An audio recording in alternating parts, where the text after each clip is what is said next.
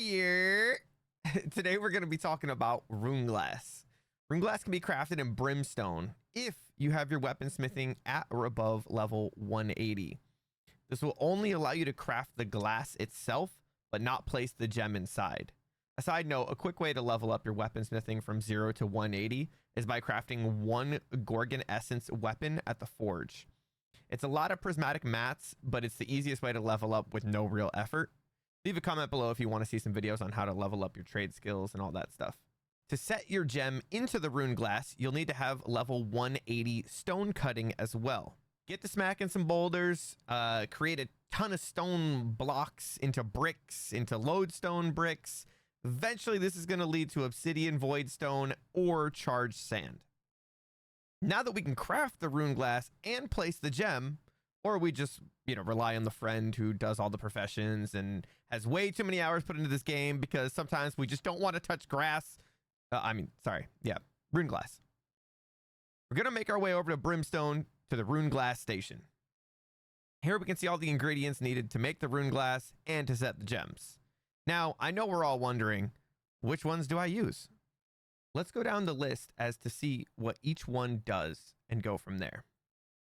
We're going to strictly be talking about armor for right now. If you put a case of empowering in your armor, it adds 2% to your arcane damage. If you add a case of igniting to your armor, it adds 2% fire damage.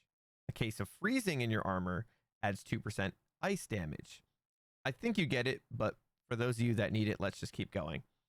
Case of electrifying in your armor adds 2% lightning damage. Case of nature in your armor adds 2% nature damage. And a case of abyss in your armor adds 2% void damage. Now you have to understand that these rune glass in your armor count towards your empower cap of 50%. But we have a video about empower cap, so we're not going to go into too much detail. Now for the specialty rune glass. The case of leeching in your armor allows you to heal for 1% of your damage, but with a 2-second cooldown. The case of siphoning, honestly, I've never really heard of anyone using these other than back in the day when the mutated dungeons would rob you of your mana when you hit mobs. But even then, I haven't heard of anyone using these. Have you? The case of punishment is very big in the PvE world. In your armor, this adds 1% to your melee attacks. Works really well with Carnelians for your max DPS set.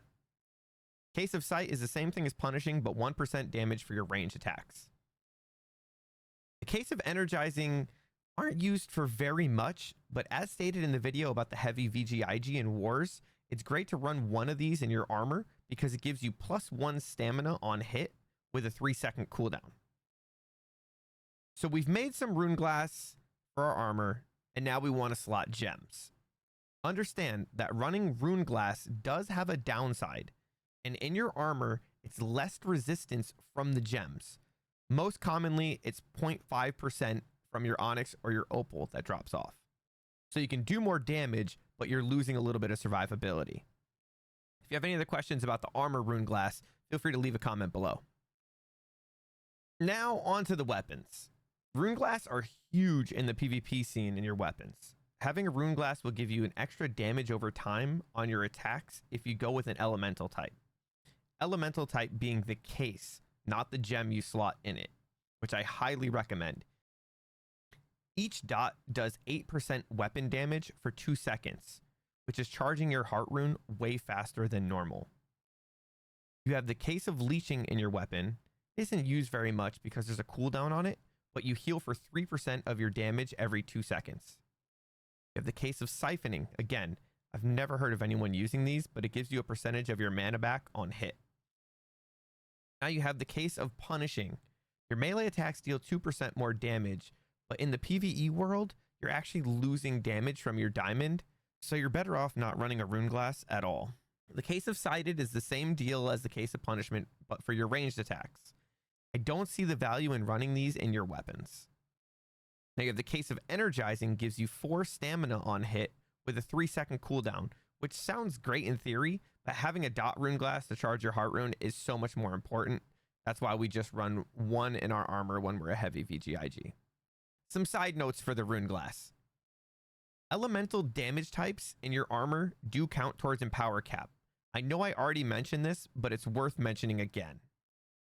If you're running an arcane dot in your weapon, or damage over time, try to coordinate with your friends that you're running with to have other elemental types besides arcane, so that way you can have multiple types as they don't stack with the same type. That's also why it's important for you to have a different rune glass case on your offhand weapon as well as your main hand weapon. Last but not least, rune glass isn't always needed, but does add some pretty good damage and utility to your builds. Thank you so much for watching. I'm live on Twitch every day at noon Eastern time. If you have any questions, feel free to ask there or in the comment section. I try to reply to all of them, even the haters. I appreciate you guys so much. Thank you.